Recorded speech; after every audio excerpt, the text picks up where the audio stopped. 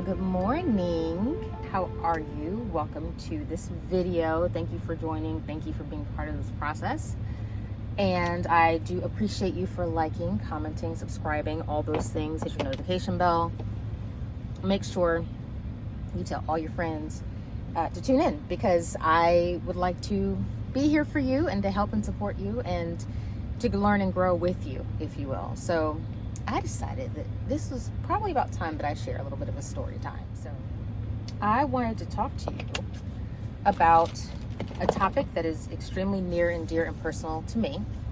It's something that I don't even think a lot of people really realize that I went through, because I am so good at putting on a game face. And as a result, there are struggles that have gone on in my life that no one has known about or no one's realized that I was going through. And so I don't fault or blame anybody for not checking on me and all that kind of stuff, because nobody knew to check. And even if they had checked, I would have told you I was fine. So you can't be helped unless you want to be helped, right? This story is about something that affects a lot of women, a lot of women. I would be so bold as to say every woman is, actually no, I am going to be so bold to say this, and this is not based on any data.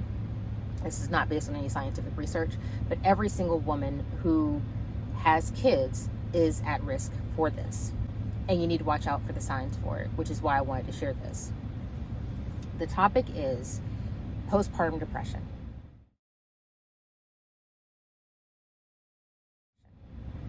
And I think we all heard, there was a woman a number of years ago, maybe 20 years ago, and she was all over the national news because she had, I think, 5 kids. And she, unfortunately, and I apologize if this is triggering in any way, I do not intend for it to be triggering, but it was one of those things of, she killed all 5 of her children in the bathtub. And it was one of those horrific things that when it's going on, you wonder to yourself, oh my gosh, how is that possible? How could that possibly happen? Mothers love their children to no end. Like, why and how could this woman do this? But now that I've grown up, become an adult, become a fully grown woman myself, have my own kids, I understand what possibly was happening with her, non-clinically of course, that would lead her to be in a place where she would want to do something like that, and unfortunately go through the process of carrying it out. If you do feel like you're in that place, I highly recommend that you seek support and seek help. There's no shame in it whatsoever. It's for your protection and for the protection of your kids as well. So I say all that to say, I'll come from the deepest and the darkest to a little bit less dark. Postpartum depression is real, and it is a true situation. And you know what's interesting, what happened to me is, so I enjoyed my pregnancy with both kids, really. But especially with that first kid, you're bopping around, you're all cute, you know, you're getting all the outfits and you're getting all the maternity wear hand-me-downs and stuff, and you're doing the thing, and you're just, you know, enjoying the process of being pregnant, and assuming you don't have morning sickness and all those things, which I thankfully did not have. I didn't have any really significant, scary issues. I didn't have preeclampsia. I did have some issues toward the end of my son's birth, my second child, but for the most part, with my first child, it was fairly easy sailing. My OB, this is why I loved my OB. And when it came time to have another kid, my husband and I were at a crossroads. I'm getting somewhere, just stay with me. My husband and I were at a crossroads of, do we move, because we were preparing to finish his education, his training, and then move back to Georgia. And we were like, well, do we wait until we move to have the baby, or do we have the baby now? And I'm like, listen, I love my OB. We are having my OB with my child with this OB. So we decided to have the kid, and, you know, got on a plane 3 months later and dipped. Nevertheless, my OB got a chance to know me, as OBs should, and she got a chance to see my personality, and she recognized that I am of the type A persuasion. I like things organized. I like things in a certain place. I'm not OCD, but I am very particular about things. And my daughter has this trait as well. My daughter, I describe her as the kid who will follow all the rules, and if there are no rules in place, she will make up rules and tell you what the rules are to make sure that you can follow them. That's just who she is. And she gets that full from me. I take full responsibility. So my OB recognized that in me. When I had the birth plan printed out and several copies stapled and organized and all that kind of stuff, she was like, sis, I'm gonna need you to watch out for these key things. And if those key things start popping off after you have the baby, you need to call me so we can deal with it. She started preparing me early for postpartum depression. I will not say, I do not in any way believe that she planted a seed for me to manifest postpartum depression at all. It wasn't that at all. But she recognized that there are certain types of personalities, based on her experience, that can succumb and fall prey to postpartum depression. And I was one of those personalities, apparently, or she saw that in me. And sure enough, she was spot on. And I was really glad that she was spot on and there for me in that way, because she was being proactive in a way that I would not have known to be proactive. At that point in my life, I had heard about therapists. I had been to maybe a therapist maybe once or something like that, but I didn't really invest in therapy as part of my process. So it didn't occur to me that therapy would be something that I needed. It didn't occur to me that I would need medication to help me manage that time of my life. So I would have never on my own just have asked for it. But what ended up happening is, I remember distinctly, because I read all the books, because that's what you do with your first child. You find all the books about becoming a mother, and you're looking for this instruction manual to parenthood. There is no instruction manual, okay? We're winging it. But you don't know that at that time, right? So you're reading all the books and getting all the advice, and taking notes and and setting everything up and getting your nursery together and everything. And you're thinking you have everything prepared for. But the reality is, you cannot prepare for a baby. You can't. You literally cannot mentally prepare for having another child, because you don't know anything about that child. You don't know their disposition. Your hormones are all over the place. There's just no way to literally prepare for a baby. And I get to this place of, we had the baby. I'm in the hospital. I remember my very first thought, the second the baby was born, was, oh my gosh, I forgot what all the books said. I forgot what all the books said. What am I supposed to do with this kid? And mind you, I'm the person who, I didn't babysit growing up. I wasn't around a lot of kids. It was myself, my brother, and then I have a cousin who's 5 years younger than me. And it was just the three of us. So I never experienced babies. I think my daughter's diaper may have been the second diaper I've ever changed in my entire life. Like, I was not a kid person before I had kids, straight up. So I'm looking for the recipe, the manual to flip through to get to page, you just had this baby, now what? And there is no manual. So I'm like, okay, we're gonna figure this out. All right, Lord, let's do this. We got this. I'm very blessed. My mother was in town. My mother-in-law was in town as well. I had some cousins in town as well. Everyone sort of descended upon our home, which for me was a good thing, because I needed that kind of support. And they were all helpful, excited, all the things that you would want your help to be. You all look crooked. Anyway, all the things that you would want, that kind of help to be. We get the baby home. We get out of the hospital, get the baby home. We're sitting, my mother-in-law, I believe, had cooked. It was around lunchtime. She had made lunch. And so we were all sitting down at the table, preparing to sit down and have lunch. And I was just sitting there having these thoughts and having these feelings. And finally, I just looked up and I said, I can't do this. And my mom, my mother-in-law were like, no, it's okay. You're fine. It's going to be fine. It's fine. You're doing great, blah, blah, blah. You're nursing, nursing is working for you, which is great because it doesn't work for everybody. And I'm like, no, I can't do this. I literally can't do this. And they were very supportive and very encouraging. But what I now know that I did not recognize then, and that my family did not recognize as well, was that was the tip-off point for me and postpartum depression. I called my OB maybe a couple days later, and I voiced to her the concern of, I really feel like I can't do this. This is overwhelming. She's crying all the time. She's crying at night. I don't know what she wants, the baby. I don't know what she wants. I'm doing all the things, and none of it seems to be working.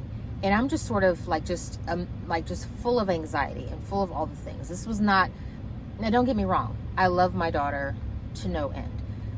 I did not have any sensation or feeling that I wanted to harm her in any way. I was just overwhelmed with the lift that is bringing a child into this world and beginning to care for them. And it was one of those things that I literally did not recognize. And so I called my OB. I explained to her what was going on.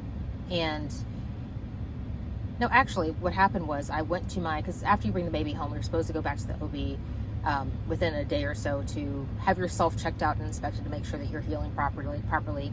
Of course, you take the doctor to the baby to the pediatrician's office to make sure that everything is checking out okay. They have their first checkups and everything. The pediatrician never mentioned anything about postpartum to me. Not even once. And I don't fault or blame the pediatrician for that. We had a great pediatrician. But they never mentioned it to me. And I really wish that the pediatrician would at least, well, no, I don't, because that actually puts them outside of their lane. But at the very least, even say, hey, if you feel like you're experiencing these things, I want you to go talk to your OB and check into the possibility of postpartum or the possibility of anything going on. In any case, I ended up talking to my OB, and she was like, well, do you have help at home? What's your home life situation like? What's going on? And I explained to her everything that was going on. My husband got, I think, maybe 2-3 days of of parental leave. That was before parental leave was like a thing. And that was actually being generous, honestly, from his job. So we took it. He was there as much as he could, but then he had to get back into the hospital and back on call and doing all the things. So it was a lot of time with just me, my mom, my mother-in-law, and the baby. And, it, at face value to everyone else, everything looked fine. Everything looked joyous and happy. This sweet little baby that I didn't know what to do with, but she was sweet and she was cute and she was amazing. And I was the one who was completely, like one of these things is not like the other. That's what my emotions felt like. My emotions at all internally did not match what was happening externally. I was holding it together and holding it all in until one day it just really came out, and I just started crying uncontrollably, and I could not stop. I just couldn't stop. And I called at the recommendation of a friend. She was like, you need to get some help. You need to call your OB and ask her about, if it's possible for medication. So I called the OB again, talked to her again, and she said, you're doing all the things right. She reinforced that, this motherhood thing is not for the birds. It is hard, even if you have help at home.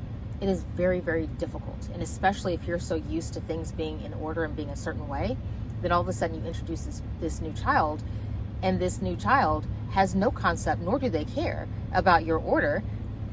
All they care about is, am I fed? Am I loved? Did I poop? Am I wet?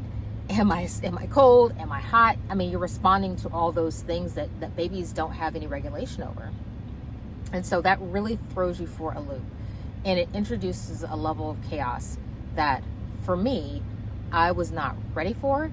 I did not anticipate.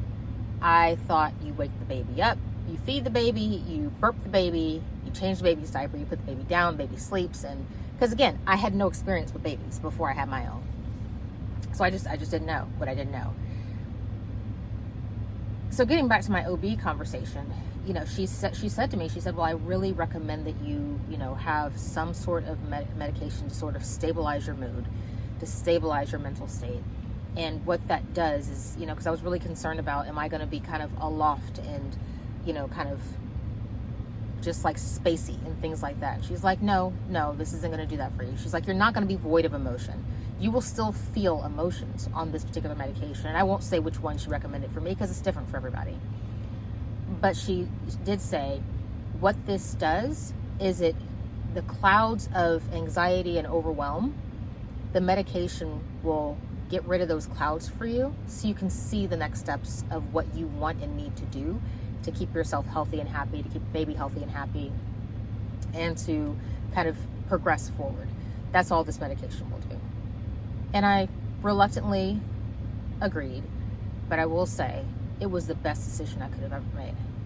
And now that I know what I know, the first time that I called her and said I'm overwhelmed, I should have said, yes, prescribe, and I'll have my husband pick it up on the way home.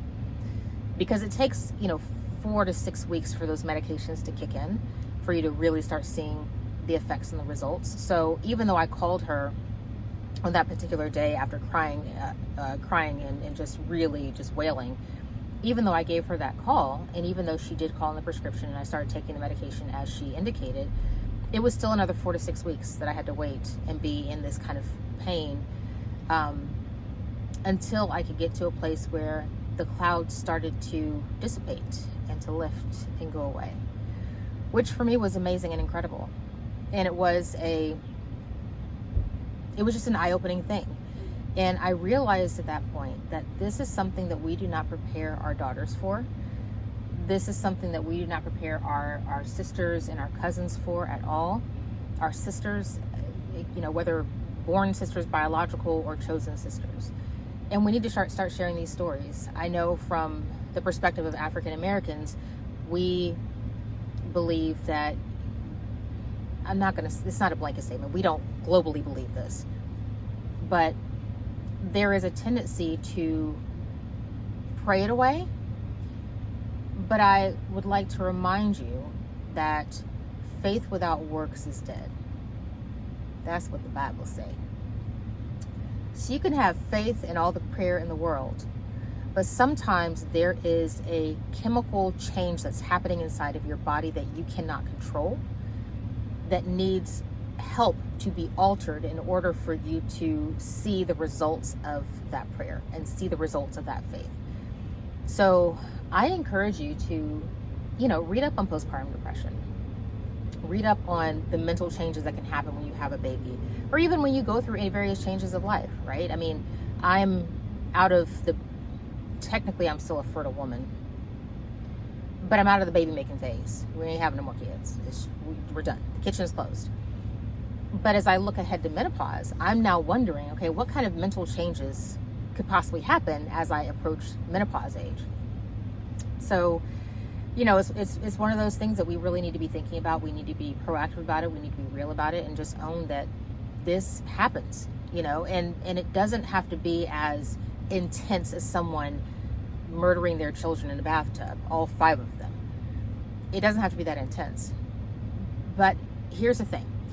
From my perspective, based on what I experienced, this is what I will say.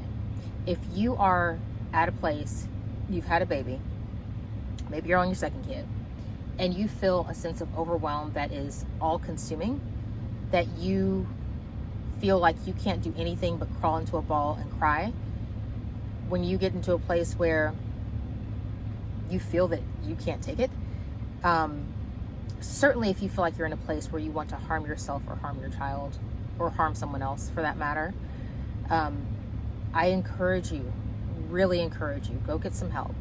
Call your doctor, call your OB, start there, and share with them what you're feeling and what you're sensing. And if you don't get any results, I'm not saying that your OB automatically is going to prescribe you, because that's not the case for everybody. That was the case for me. If you don't get anything that's going to help you or progress you or make you feel better or help you to understand the tools you need to use to feel better, then go to somebody else. Go to your primary care physician. Go to, betterhelp.com. Get the help that you need, because that is so critical to not only your ability to function, but also your ability to be there for your child in the way that your child needs someone to be there. Babies are born into this world with no sense of regulation, no sense of urgency, as we know, no sense of anything. And so babies are inherently relying on us as parents, particularly as mothers, to help them regulate themselves. And if you're not regulated, there's no way the baby's going to be regulated. So it's this kind of ongoing, never-ending cycle of, I'm going crazy, baby's going crazy. I shouldn't use the word crazy, but you see what I'm saying. Like, we're all just a mess.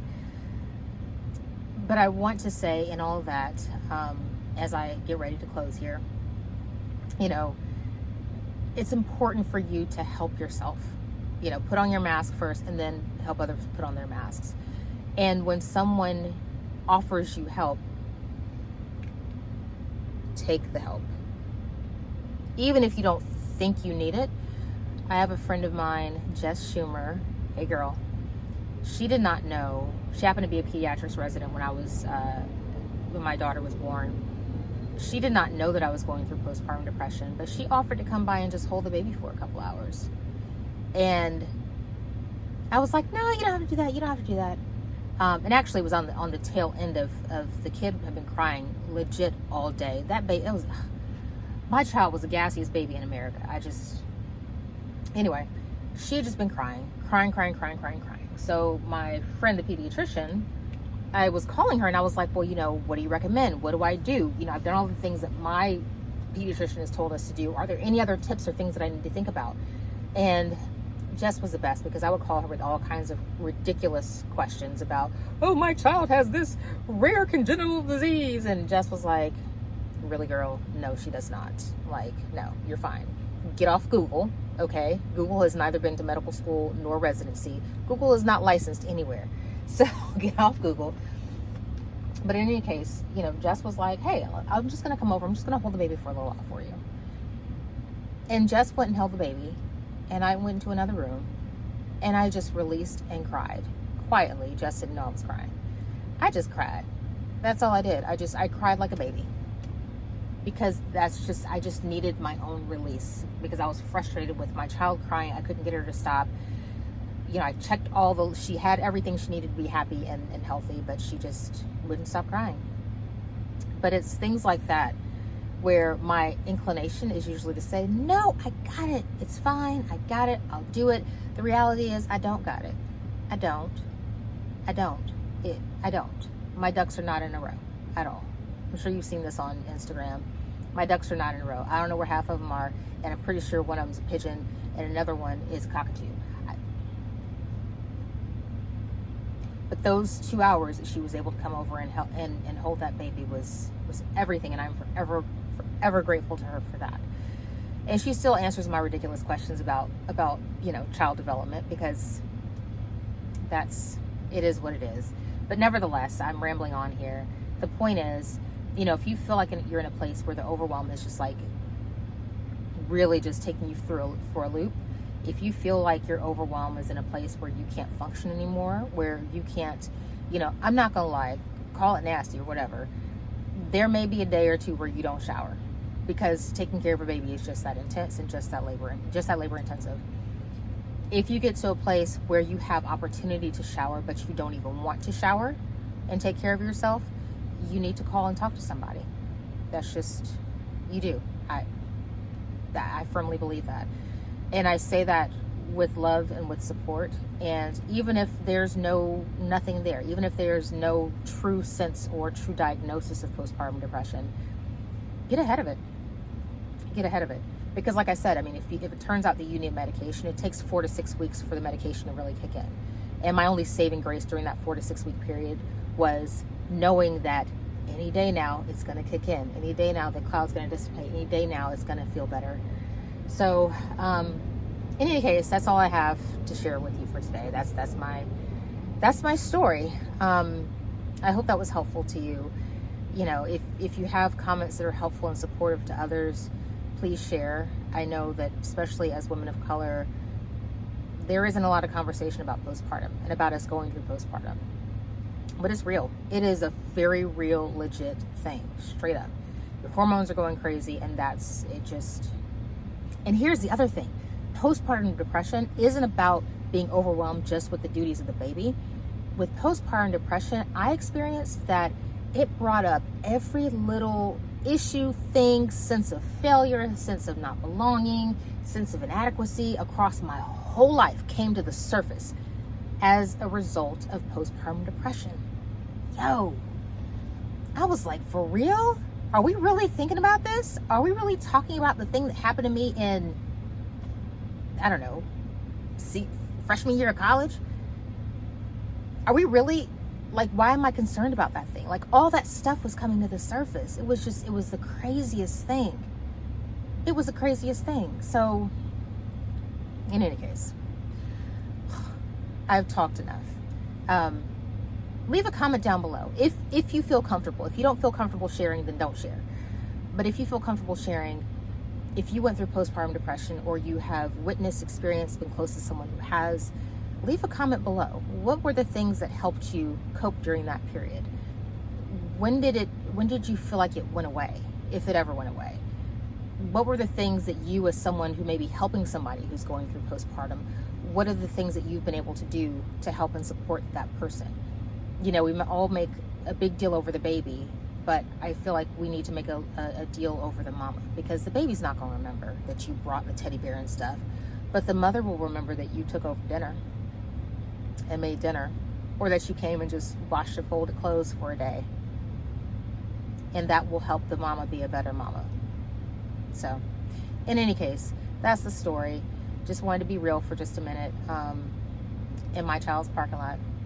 And on that note, it gets better. It gets better. It absolutely gets better. My daughter, my firstborn, the one with whom I experienced postpartum, is doing amazingly well. And actually, to that point, if you want to hear about my postpartum journey with my second child, leave a comment down below and let me know, because totally different ball of wax altogether, but still a journey nonetheless. So in any case, be well to all of you. I know I've been all shaded up for most of the video. I don't even know where to look. I've been all shaded up for most of the video, but it's a very bright sunny day. It's a beautiful blue sky. And if you're going through postpartum, know that that beautiful blue sky is going to come back again for you soon. Don't worry, it will. I can promise you, if you just stay on this journey, it will get better. Trouble does not last always. That baby will grow up. That baby will regulate. The baby will be fine. You will be fine. But you've got to do the work to make sure that you're protecting yourself and getting the help that you need. All right? Be well.